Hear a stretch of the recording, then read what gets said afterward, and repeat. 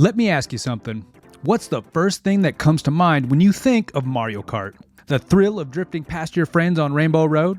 The frustration of a blue shell stealing your win at the last second? Or maybe it's the countless hours of multiplayer chaos that turned your living room into a battleground. Whatever it is, the one thing we can all agree on, Mario Kart isn't just a game, it's a rite of passage. Super Mario Kart had Nintendo's signature polish, charm, and unpredictability.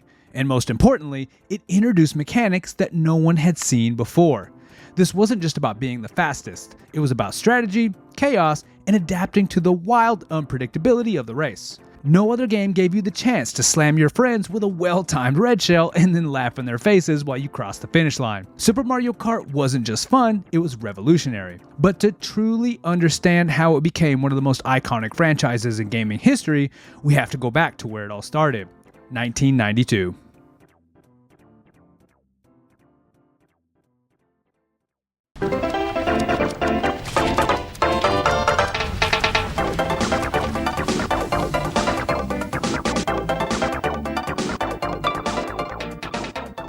So how do you create a game like Super Mario Kart?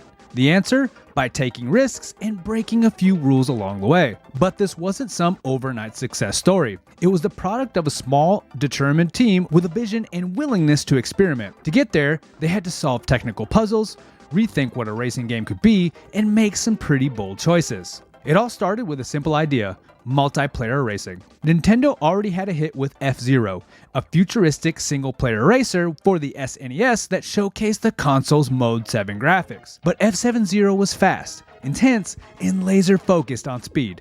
It wasn't built for two players. Hideki Kono, one of Mario Kart's directors, wanted to change that. His vision was a game where two players could race side by side, but in a way that felt more personal, more chaotic, and frankly, more fun. The first prototype of what would become Super Mario Kart was, well, kinda boring.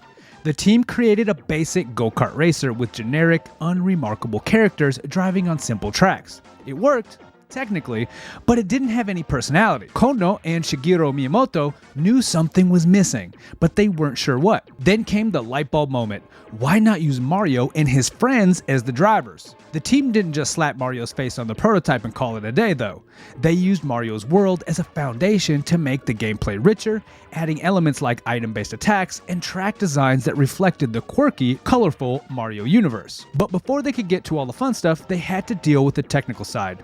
The SNES's Mode 7 technology was the key to making Super Mario Kart possible. Mode 7 wasn't true 3D. It was a clever trick that let developers rotate and scale 2D textures to create the illusion of depth and perspective. This is what allowed the tracks in Super Mario Kart to appear as if they were stretching out in front of you, creating a sense of speed and immersion that was revolutionary for the time. Even with Mode 7 though, making a multiplayer game wasn't easy.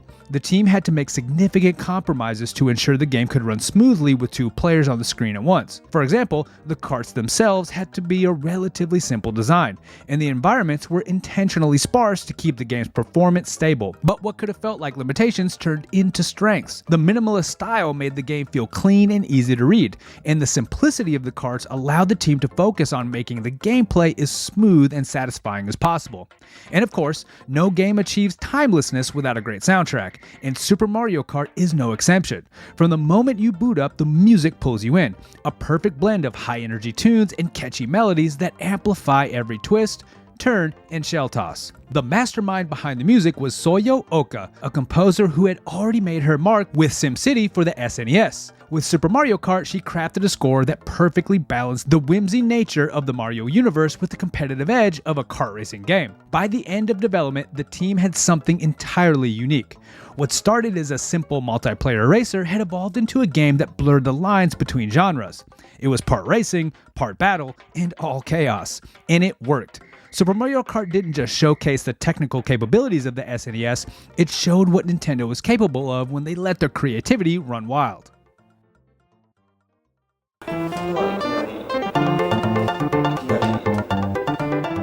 At the heart of Super Mario Kart's success is its gameplay, a finely tuned balance of skill, strategy, and unpredictability that keeps players coming back, race after race.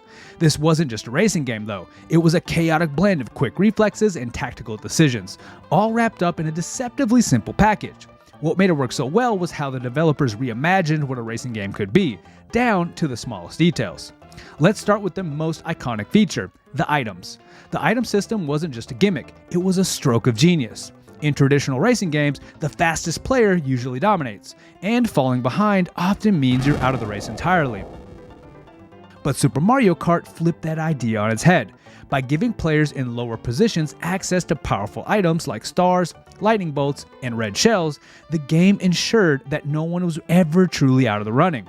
This mechanic didn't just keep races competitive, it created moments of pure chaos that became the game's trademark. The feeling of being hit by shells inches from the finish line, or launching a perfectly timed banana peel to stop a friend in their tracks, is what made Super Mario Kart so unforgettable. The brilliance of the item system wasn't just the items themselves, but in how they were distributed. The game used a ranking-based algorithm to determine which items were received, ensuring that those in the back had a fighting chance while those in the lead had to rely on skill to maintain their position. This dynamic created constant tension. Every race was a high-stakes battle where luck and skill collided in equal measure. But it wasn't all about the items. Underneath the chaos was a surprisingly deep and nuanced driving system. The introduction of power sliding, or drifting as it's often called, gave skilled players a way to shave precious seconds off lap times. This wasn't just about holding down the accelerator. Mastering power slides required precision, timing, and an intimate knowledge of each track's curves. This mechanic added a layer of depth that rewarded practice and skill, elevating Super Mario Kart beyond a simple party game. The tracks in Super Mario Kart weren't just courses. They were playgrounds of chaos, carefully crafted to challenge players while showcasing the SNES's technical capabilities. Each track was a character in its own right, brimming with personality and built to push player skills, creativity, and patience to their limits.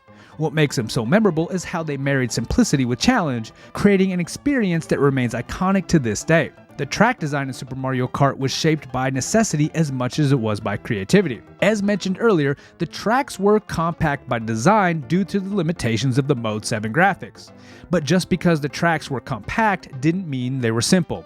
Each of the game's 20 tracks offered its own unique challenges, themes, and hazards.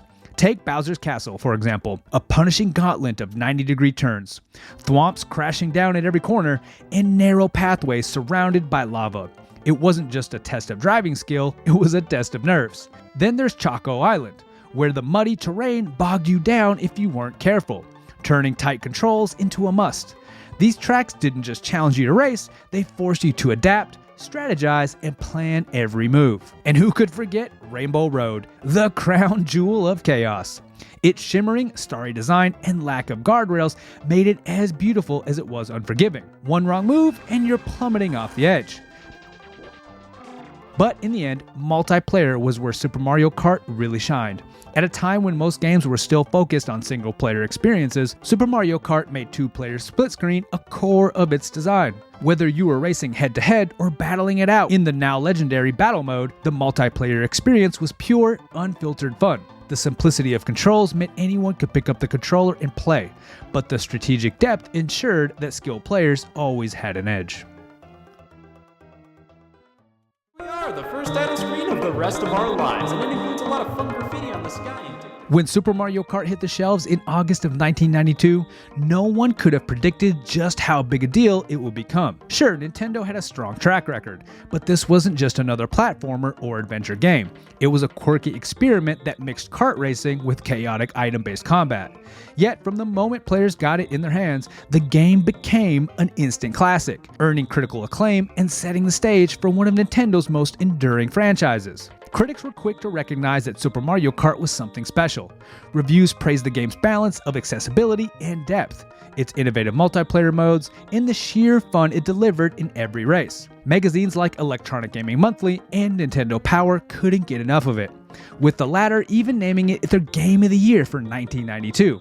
It wasn't just another racing game, it was a completely new experience, and the gaming press recognized it as a groundbreaking achievement. Commercially, the game was a smash hit.